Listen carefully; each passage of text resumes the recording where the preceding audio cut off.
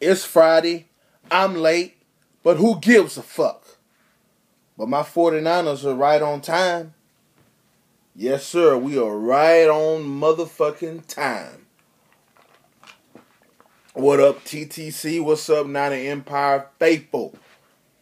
Your boy Mailman back at it again. We got a game coming up this Sunday against the Minnesota Vikings. And before I get into that, I'm going to talk about a little recap on what happened against the Detroit Cubs. And the thing that happened against the Detroit Cubs is exactly what I thought would happen. We controlled the game. We pretty much controlled that fucking game. Yeah, it was 27-19, but don't be fooled and deceived by that score. It was much worse than what that score showed. What can I say about the defense? Doing this thing. Offense doing their fucking thing. Vernon Davis, couple touchdowns. Frank Gore doing what Frankie does, you know. Frank the Tank doing what he does. Michael Crabtree stepping the fuck up and showing the fuck out. Catch after catch in the clutch. Catch after catch on third down. You know, going down in the fourth quarter. Catch after catch. In the third quarter. Catch after catch. Fucking Crabtree is doing it this year. I'm loving the maturity I am seeing in Michael Crabtree. And the defense. Oh my fucking God. The defense. Out fucking standing. Even though they gave up that big screenplay in the end of the game, that kind of pissed me off. But for the most part, they were able to hold Matthew Stafford and Megatron. They held him in check and held him down.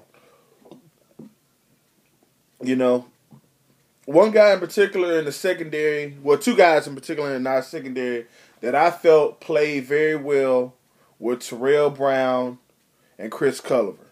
Those two guys, to me, in that Detroit Lions game, played very, very well, especially Chris Culliver. And this was a dude that I was hard on in his rookie year, and I said that he had to step up. And towards the end of the season, he did step up. Last year, towards the end of last season, he stepped up. He started to step up a little bit. You know, he did start to step up a little bit towards the end of last year, and I saw that. At the beginning of the year in preseason, I was kind of critical on him last year, but towards the end of last year, he started to step up, and I said that. I think I mentioned it in one of my videos last season anyways. But Chris Culliver doing this thing. Terrell Brown looked good against Megatron. I mean, he really did. Looked good. Alex Smith playing fucking good. But you know what? I'm about to say something, and I don't give a fuck what the fuck anybody has got to think about it.